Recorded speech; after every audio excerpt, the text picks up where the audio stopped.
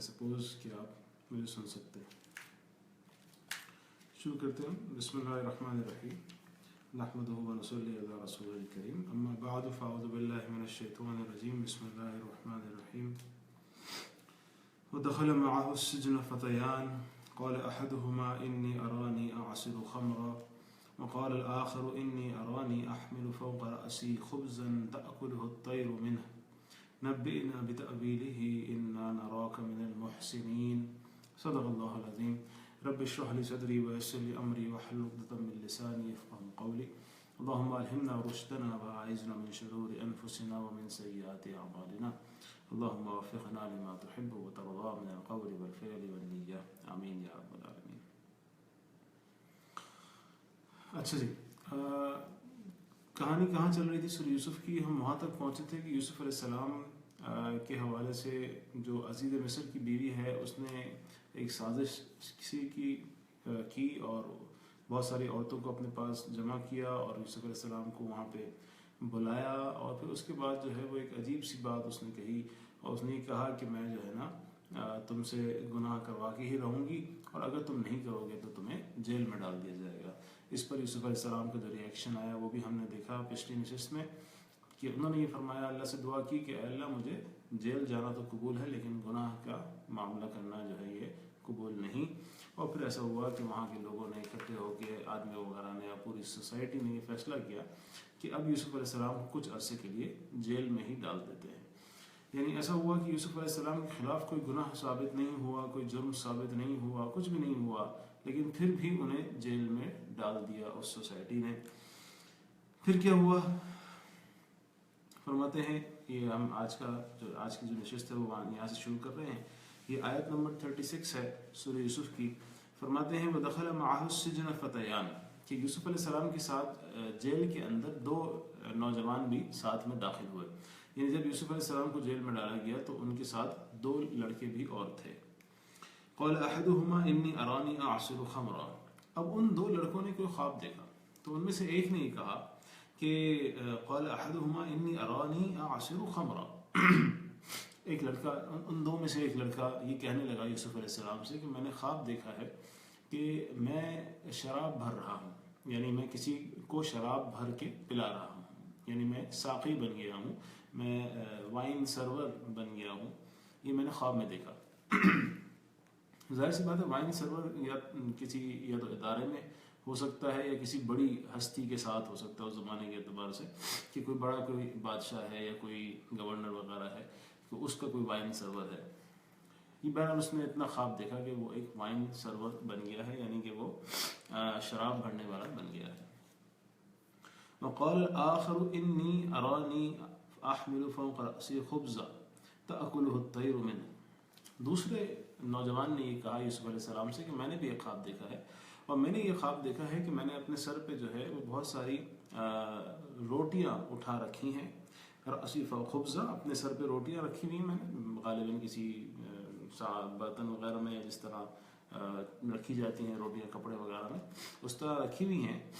تأکلہ الطیر منہ، اور اس میں سے پرندے آ رہے ہیں اور پرندے اس روٹی کو کھا رہے ہیں، اور میرے سر پہ وہ روٹیاں رکھی ہوئی ہیں اور ان روٹیوں کو پرندے کھا رہے ہیں، یہ میں نے خواب میں دیکھا۔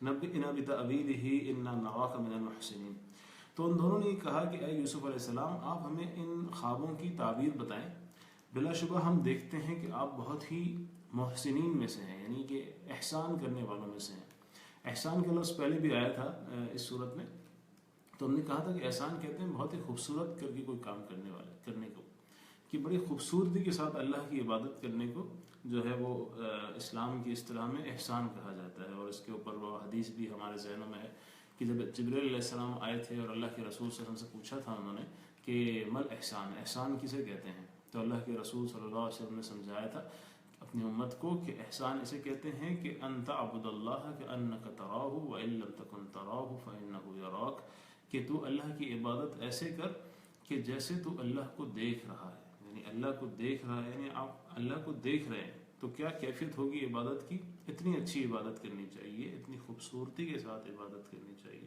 وَإِن لَّمْ تَكُن تَرَاهُ فَإِنَّهُ يَرَاكَ، اور اگر ایسا نہیں ہو سکتا کہ آپ اللہ کو دیکھیں، یعنی ایک بندہ یہ اس کیفیت تک نہیں پہنچ سکتا، تو کم از کم یہ بات ذہن میں رہے کہ اللہ بندے کو دیکھ رہا ہے، اور اسی کیفیت کے ساتھ کہ میرا اللہ، میرا رب، میرا مالک، وہ ہستی جس کے ہاتھ میں تمام جزا اور سزا ہے، وہ اللہ مجھے دیکھ رہا ہے، اس کیفیت کے ساتھ جب عمل کرے گا انسان تو کتنی خوبصورتی کے ساتھ کرے گا، تو اتنی خوبصورتی کے ساتھ کرنے کے کا جو نام ہے وہ ہے احسان.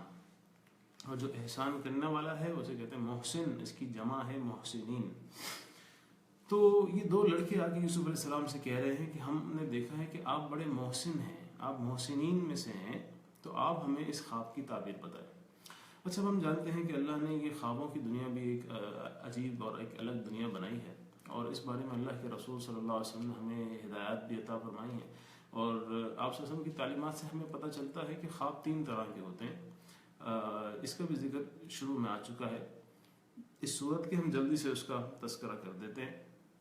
ایک خواب وہ ہوتا ہے جو اللہ کی طرف سے ہوتا ہے، اور وہ نیک بندوں کو اللہ کی طرف سے آتا ہے. اچھا، یہ ضروری نہیں ہے کہ اللہ کے پیغامات والے خواب جو ہے نیک بندوں کو ہی آئیں.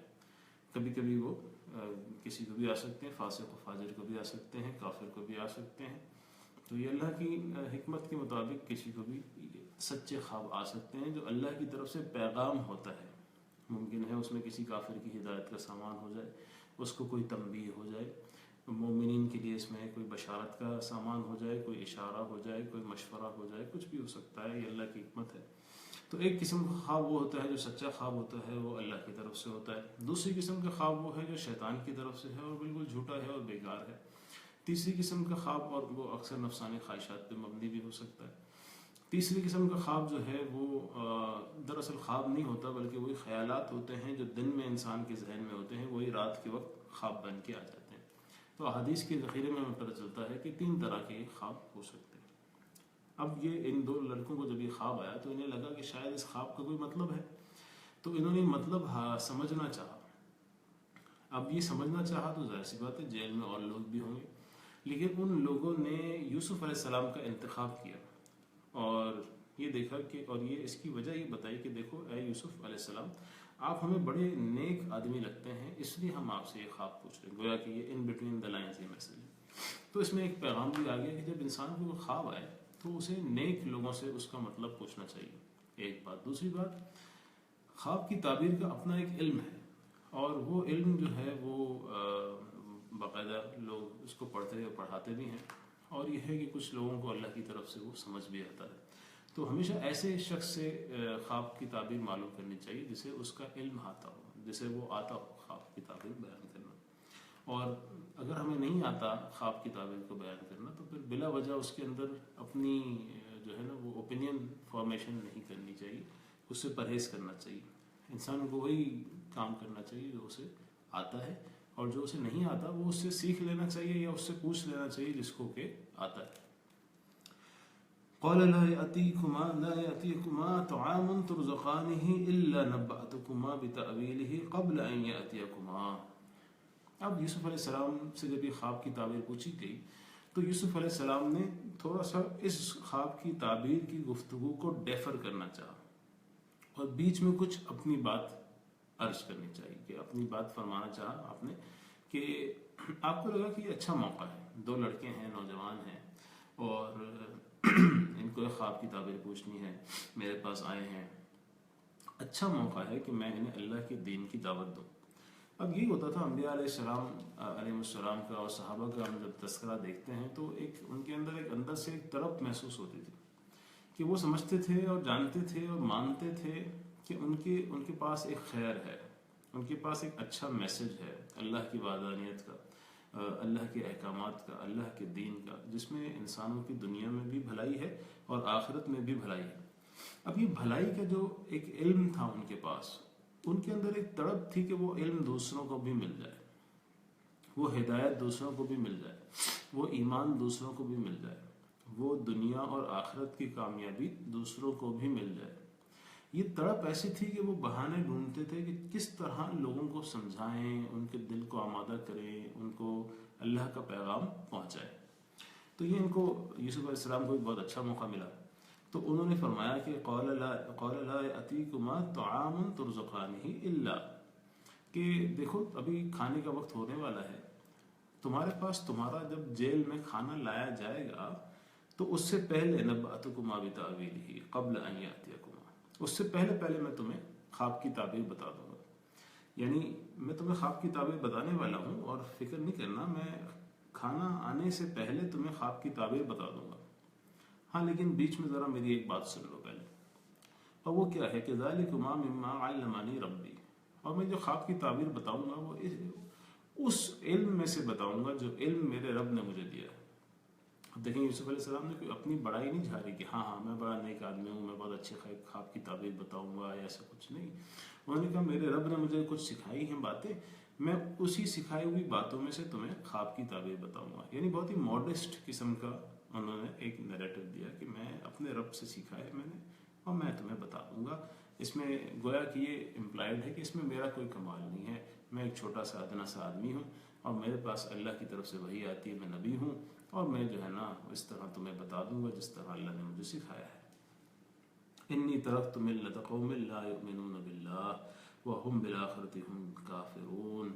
اور یوسف علیہ السلام نے فرمایا کہ میں نے تو یہ ہے کہ اس قوم کا طریقہ چھوڑ دیا ہے جو قوم اللہ کو نہیں مانتی.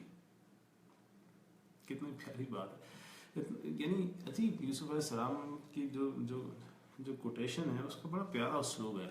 فرماتا ہے انی ترکت ملۃ قوم لا یؤمنون باللہ، کہ میں نے تو اس قوم کا طریقہ چھوڑ دیا ہے جو اللہ کو نہیں مانتی، یعنی جو اللہ ہے پر ایمان نہیں رکھتی جیسا کہ اس پہ ایمان لانا چاہیے. محسوس یہ ہوتا ہے کہ ان کا اشارہ مصر کی قوم کی طرف ہے، کیونکہ مصر کی جو قوم ہے وہ ایک اللہ کو نہیں مانتی تھی، وہ بہت سارے خداؤں کو مانتی تھی، سورج کو بھی خدا مانتی تھی، فرعون کو بھی خدا. فرعون جو مصر کا جو بادشاہ تھا اس کا لقب تھا فرعون، یعنی اس کو بھی بادشاہ مانتے تھے، اس کو بھی خدا مانتے تھے. مختلف چیزوں کو، بتوں کی بھی پرستش کچھ نہ کچھ وہاں پہ چل رہی تھی، تو وہ ایک اللہ کو نہیں مانتے تھے. وہم بالآخرۃ ہم کافرون، اور یہ وہ قوم کی بات ہو رہی ہے جو آخرت کو بھی انکار کر دیتے ہیں، یعنی آخرت کو بھی نہیں مانتے. تو یوسف علیہ السلام نے فرمایا کہ میں نے اس قوم کا طریقہ چھوڑ دیا ہے جو اللہ کو نہیں مانتے اور انہوں نے آخرت کا بھی انکار کیا ہے. واتبعت ملۃ آبائی ابراہیم واسحاق ویعقوب، اور یوسف علیہ السلام نے فرمایا کہ میں تو جو ہے نا پوری پیروی کرتا ہوں اس طریقے کی جو طریقہ ہے آبائی، میرے باپ دادا کا طریقہ ہے. کون سے؟ اچھے والے باپ دادا کا. دیکھیں ہر اینسسٹر کی ہر بات ماننے والی بات نہیں. یوسف علیہ السلام نے ان اینسسٹرز کی طرف اشارہ کیا کہ آبائی ابراہیم علیہ السلام. اب جن کے باپ دادا ابراہیم علیہ السلام جیسے ہوں انہیں تو لازماً ان کی پیروی کرنی چاہیے. ہاں لیکن خدا نخواستہ اگر کسی کے جو اینسسٹرز ہیں وہ جس طرح کے مشرکین مکہ کہا کرتے تھے کہ ہمارے تو باپ دادا جو ہے نا بت پرست تھے اس لیے ہم بھی بت پرست رہیں گے، تو نہیں. دیکھیں اینسسٹرز کی یا ہسٹوریکل جو باتیں ہیں وہ ریفرنس کے طور پہ صرف تبھی یوز ہو سکتی ہیں، ایز این ایگزامپل تبھی یوز ہو سکتی ہیں، صحیح اور غلط کے معیار کے لیے تبھی یوز ہو سکتی ہیں جب وہ باتیں اپنے آپ میں، وہ لوگ اپنے آپ میں درست ہوں. ورنہ صرف ایک بات ایسی ہی ہوتی چلی آ رہی ہے، اس سے وہ بات صحیح نہیں ہو جاتی. تو انہوں نے فرمایا کہ میں اپنے باپ دادا کی جو ہے وہ راستے کو مانتا ہوں، کیونکہ میرے باپ دادا بھی تو اتنے اچھے تھے نا. کون تھے؟ ابراہیم و اسحاق و یعقوب علیہ السلام، یعنی ابراہیم علیہ السلام اور اسحاق علیہ السلام اور یعقوب علیہ السلام. یہی چین ہے نا ان کی. یوسف علیہ السلام کے والد یعقوب علیہ السلام، یعقوب علیہ السلام کے والد اسحاق علیہ السلام، اسحاق علیہ السلام کے والد ابراہیم علیہ السلام. تو میں تو ان کے راستے پہ چلتا ہوں. اب دیکھیں آپ بھی نوٹ کر لیا ہوگا آپ نے کہ ابراہیم علیہ السلام پہ جا کے بات رک گئی، کیونکہ ابراہیم علیہ السلام کے جو والد تھے ان کا معاملہ بالکل مختلف تھا، ان کی اگزامپل نہیں کوٹ کی گئی. تو معلوم ہوا اگزامپل اس لیے نہیں کوٹ کی جا رہی کہ جی وہ اینسسٹرز تھے، بلکہ اگزامپل اس لیے کوٹ کی جا رہی ہے کہ وہ اپنے آپ میں صحیح راستے پر تھے، درست راستے پر تھے، نیک لوگ تھے، اللہ کی ماننے والے لوگ تھے اور اللہ کے پیغمبر بھی تھے. ما كان لنا ان نشرک باللہ من شیء، یہ ہرگز درست نہیں ہے کہ ہم اللہ کے ساتھ کسی کو شریک کریں. ابھی دیکھیں یوسف علیہ السلام اپنے دین الہی کی، اللہ کے دین کی ترغیب کر رہے ہیں، اس کی دعوت دے رہے ہیں ان دو نوجوانوں کو۔ ہم شرک کریں یہ بالکل صحیح بات نہیں ہے۔ ذالک من فضل اللہ علینا وعلی الناس ولکن اکثر الناس لا یشکرون، یہ بلا شبہ اللہ کا فضل ہے ہمارے اوپر اور انسانوں کے اوپر، ولیکن اکثر الناس لا یشکرون، لیکن اکثر لوگوں کی جو ہے وہ جو تعداد ہے وہ شکر ادا نہیں کرتے، اکثریت شکر ادا نہیں کرتی۔ یعنی اللہ کا احسان ہے کہ اللہ نے دو باتیں، کیا احسان ہے کہ اللہ نے ہمیں شرک سے منع کیا۔ اللہ نے کہا نہیں، تمہیں کسی کے سامنے جھکنے کی ضرورت نہیں ہے، تمہیں کسی دوسرے سے ڈرنے کی ضرورت نہیں ہے، تمہیں کسی دوسرے کے سامنے محتاج بننے کی ضرورت نہیں ہے۔ اس طرح سے تم ایک اللہ کے محتاج بنو، کسی اور کے بارے میں یہ خیال نہ کرنا، تم ایک اللہ سے لو لگاؤ، کسی اور کو راضی کرنے کے لیے اپنی زندگی اجیرن نہیں کرنا، تم ایک اللہ کے سامنے سجدہ کرو، ہر کسی کے سامنے جھکنے کی ضرورت نہیں پڑے گی۔ یعنی ایک اللہ کی عبادت کرنا، ایک اللہ سے مانگنا، ایک اللہ سے امید رکھنا، ایک اللہ سے انتہا کی محبت کرنا، ایک اللہ کے ساتھ جو ہے وہ لو لگانا، ایک اللہ کو آخری حد تک راضی کرنے کی کوشش کرنا، یہ انسان کے لیے بڑا آسان معاملہ ہے، اس کا شکر ادا کرنا چاہیے۔ اگر اللہ کہہ دیتے بھئی یہ 10-15 لوگ ہیں انہیں خوش کرو، تو یہاں تو انسانوں کو خوش کرنا کتنا مشکل ہے۔ تو اللہ نے ایسا نہیں کہا کہ تم پتھر کو بھی سجدہ کرنا، ذلیل ہو جانا تم سورج کے سامنے، تم پانی کو بھی سجدہ کرنا، تم آگ کو بھی سجدہ، نہیں، ایک اللہ کو سجدہ کرنا، وہ سب سنبھال لے گا۔ ایک اللہ سے دعا کرو، وہ سب مطالبے تمہارے ساری ضرورتیں پوری کر دے گا۔ تو اللہ نے بڑی آسانی رکھی، بڑا فضل کیا اللہ نے انسانوں پر کہ اس نے شرک کو حرام کیا، منع کر دیا کہ نہیں، ایک اللہ کافی ہے تمہارے لیے۔ ولیکن اکثر الناس لا یشکرون، لیکن یوسف علیہ السلام یہ کہہ رہے ہیں کہ بھئی انسانوں کی اکثریت جو ہے نا وہ شکر نہیں کرتی، شکر گزاری نہیں کرتی، اللہ کی اتنی بڑی نعمت کی قدر نہیں کرتی۔ تو اللہ کرے کہ ہم اللہ کی اس بڑی نعمت کی قدر کرنے والے بن جائیں اور شرک سے ہم بچ جائیں، ہم دوسروں سے امیدیں وابستہ نہ کریں، دوسروں سے دعائیں نہ کریں، دوسروں سے ایسی محبت نہ کریں جیسی کہ اللہ سے محبت کرنی چاہیے۔ تو ایک اللہ کو جو ہے نا وہ اپنی زندگی کا مرکز و محور ہم اللہ کرے کہ بنا لیں۔ یا صاحب السجن ارباب متفرقون خیر ام اللہ الواحد القہار، اب یہ بات بہت ایکسپلیسٹلی یوسف علیہ السلام نے فرماتے ہیں کہ یا صاحب السجن، کہ اے میرے جیل کے ساتھیوں۔ بڑا پیارا خطاب ہے، حالانکہ مختلف باتیں اس وقت میں آئی ہوں، لیکن کہا کہ نہیں، یوسف علیہ السلام نے فرمایا کہ اے میرے جیل کے ساتھیوں۔ اچھا یہ جو لفظ ہے نا کہ اے میرے جیل کے ساتھیوں، اس میں ایک عجیب سی اپنائیت ہے۔ یعنی ایک دائی جو ہوتا ہے نا وہ آرٹیفیشل نہیں ہوتا، وہ تکلف نہیں ہوتا اس کے اندر بہت زیادہ۔ وہ تو کہا نا کہ ما انا من المتکلفین، آپ صلی اللہ علیہ وسلم کی زبان مبارک سے بھی یہ کہلوایا گیا کہ آپ فرما دیں کہ میں کوئی تکلف کرنے والا نہیں ہوں، میں کوئی بہت ہی آرٹیفیشل قسم کا انسان نہیں ہوں، خدا نخواستہ کہ میں بڑی آرٹیفیشلی اور بڑی مصنوعی انداز میں کوئی دعوت دے رہا ہوں، نہیں، مطلب یہ نیچرلی میرا کام یہی ہے کہ میں یہی کرتا ہوں۔ ادعو الی ربی هذه سبیلی ادعو الی ربی۔ تو یہ یوسف علیہ السلام کی جو بات ہے نا کہ اے میرے جیل کے ساتھیوں، اس سے ایک اپنائیت پتہ چلتی ہے۔ دوسرا یہ کہ یہ پتہ چلتا ہے کہ دائی جو ہے سچائی کی دعوت دے رہا ہے، وہ اپنے آپ کو دوسروں کے برابر سمجھتا ہے اور دوسروں کو ہمیشہ اچھا سمجھتا ہے۔ یعنی وہ یہ نہیں سمجھتا کہ میں کوئی بہت بڑی چیز ہوں اور میں چھوٹے لوگوں کو دعوت دے رہا ہوں، نہیں، وہ تو خود اپنے آپ کو بڑا ماڈسٹ رکھتا ہے، بڑا ڈاؤن ٹو ارتھ ہوتا ہے، بڑا ہمبل ہوتا ہے، بڑا ماڈسٹ ہوتا ہے، بڑا تواضع اس کے اندر ہوتا ہے، انکساری ہوتی ہے۔ تو یا صاحب السجن، اے یوسف صاحب نے کہا کہ اے میرے جیل کے ساتھیوں، ارباب متفرقون خیر ام اللہ الواحد القہار، کہ بہت سارے جو ہے نا وہ تمہارے رب ہوں، یہ اچھا ہے، بہت سارے مالک ہوں، ہر کسی کو خوش کرنے کی فکر میں لگے رہو، یہ اچھا ہے، یا ایک اللہ اچھا ہے، الواحد ایک اکیلا، القہار ہر چیز پر غالب، ہر چیز پر زبردست، ہر چیز پر قدرت والا، ہر چیز پر حاوی، وہ اللہ اچھا ہے۔ بلا شبہ اللہ اچھا ہے. یعنی وہی بات ہے نا کہ ایک سے زیادہ لوگوں کو، ایک سے زیادہ ہستیوں کو خوش کرنا، ایک سے زیادہ در پہ سجدہ کرنا یہ اچھا ہے، یا ایک اللہ کے سامنے جھک جانا، ایک اللہ سے دعا مانگنا، ایک اللہ سے لو لگانا یہ اچھا ہے؟ خود بتاؤ. تو یہ گویا کہ ایک انسان کی انسانیت سے اپیل کر رہے تھے یوسف علیہ السلام ان دو لوگوں کی. ما تعبدون من دونه الا اسماء سميتموها انتم وآباؤكم ما انزل الله بها من سلطان. یوسف علیہ السلام نے کہا کہ اللہ کو چھوڑ کے جس کسی کی بھی عبادت کی جاتی ہے، جس کسی سے بھی مانگا جاتا ہے، جس کسی سے بھی وہ کی عبادت کی جاتی ہے، تو تم کرتے ہو وہ عبادت، یہ تمہارے باپ دادا کرتے ہو، تمہارے اینسسٹرز کرتے ہو. ما انزل اللہ بہا من سلطان. وہ تو صرف کچھ نام ہیں جو نام رکھ لیے ہیں لوگوں نے. یعنی وہ ایک کچھ نام ہے کہ ہم فلانے کی عبادت کرتے ہیں یا فلاں چیز کی عبادت کرتے ہیں. یہ صرف نام ہے، اس نام کے پیچھے کوئی حقیقت نہیں ہے، اور اللہ نے اس کے لیے کوئی دلیل نہیں اتاری. یعنی اللہ نے نہیں کہا کہ بھائی تم مجھے چھوڑ کے کسی اور کی عبادت کرو. اللہ تو کہتا ہے کہ صرف اللہ کی عبادت کرو. ان الحکم الا للہ. حکم کا اختیار تو صرف اللہ ہی کے پاس ہے.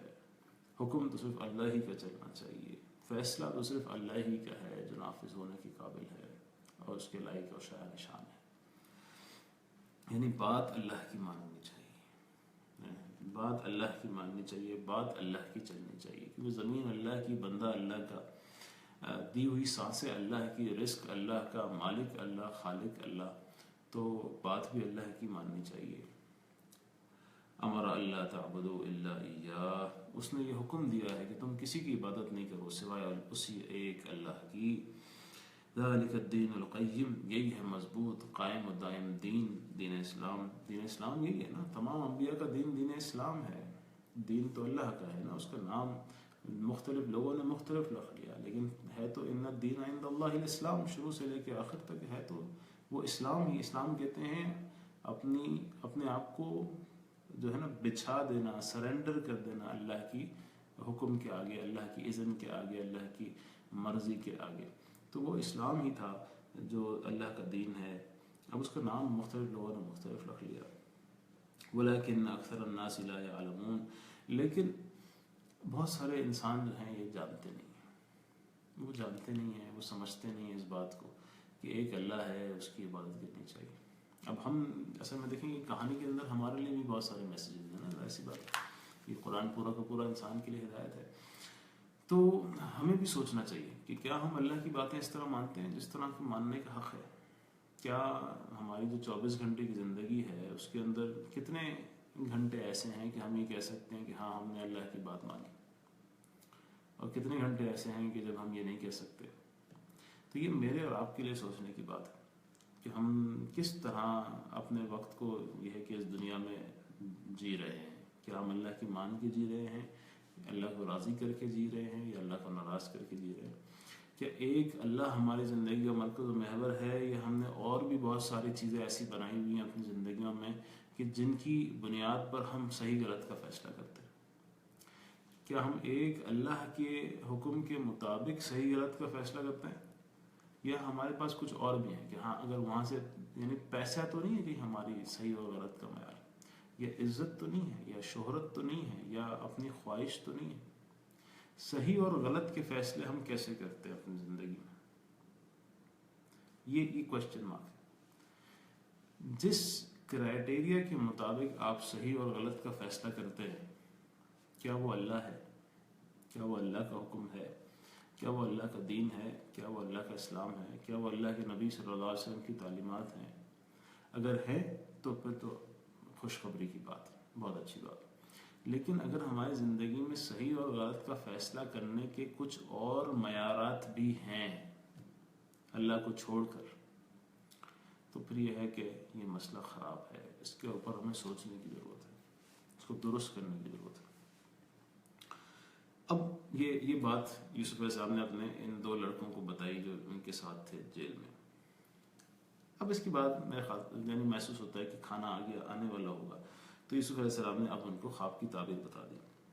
یا صاحب السجن، اے میرے جیل کے ساتھیوں، اما احدکما فیسقی ربہ خمرا، تم میں سے ایک جو شخص ہے، ایک جو لڑکا ہے، وہ یعنی اب خواب کی تعبیر ہے، وہ ایسا ہوگا کہ وہ اپنے بادشاہ کو شراب بھر بھر کے پلائے گا، یعنی اس کو بہت اچھی جاب مل جائے گی اور وہ جو ہے نا وہ بادشاہ کا وائن سرور بن جائے گا۔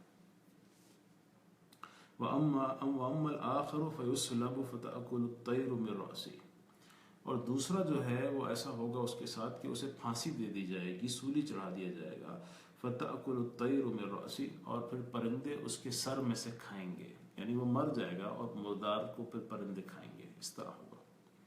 قُضِيَ الْأَمْرُ الَّذِي فِيهِ تَسْتَفْتِيَانِ، تو بس یہ تھا وہ فیصلہ جو تم نے سوال پوچھا تھا اس کا، یعنی یہ ہے تمہارے خواب کی تعبیر، تم دونوں کے خواب کی تعبیر یہ آ گئی۔ اچھا، اب یہ جو خواب کی تعبیریں ہوتی ہیں اس کے پیچھے کیا علوم ہیں اور کیا معاملات جو ہے وہ چلتے ہیں، ظاہر سی بات ہے یہ بہت مختصر سی ہماری نشست ہوتی ہے، اس کے اندر ہم یہ سارے تفصیل نہیں ڈسکس کر سکتے ہیں، بس اتنا ضرور ہے کہ یہ بات ذہن میں رہے کہ جب بھی کسی کو کوئی خواب آئے تو وہ کسی ایسے شخص سے ذکر کرے کہ جو نمبر 1 اس کا خیر خواہ ہو، اس کا ویل وشر ہو، نمبر 2 اس کو بھی کرے جو خواب کی تعبیر سمجھتا ہو اور اچھی تعبیر اس کی بیان کرے۔ ہر کسی کو خواب ڈسکس کرنا یہ اچھی بات نہیں ہے۔ دوسری بات، بہت زیادہ خوابوں میں الجھ جانا اور ان کی پھر تعبیر کے پیچھے پڑ جانا یہ بھی بہت اچھی بات نہیں ہے۔ تو ضرورت اس بات کی ہے کہ جب بھی کسی کو خواب آئے وہ سمجھتا ہے کہ ہاں یہ کوئی معنی خیز خواب ہے تو پھر وہ کسی ایسے شخص سے رجوع کرے جس کو خواب کا علم آتا ہو۔ تو یہ علماء سے پوچھے، مفتی حضرات سے پوچھے، وہ جانتے ہوں گے ان لوگوں کو جن کو کہ خواب کی تعبیر آتی ہوگی۔ خواب کی تعبیر ضروری نہیں ہے کہ کوئی عالم یعنی ہر عالم یا ہر مفتی کو خواب کی تعبیر آتی ہو، کچھ حضرات کو آتی ہے، کچھ کو نہیں آتی۔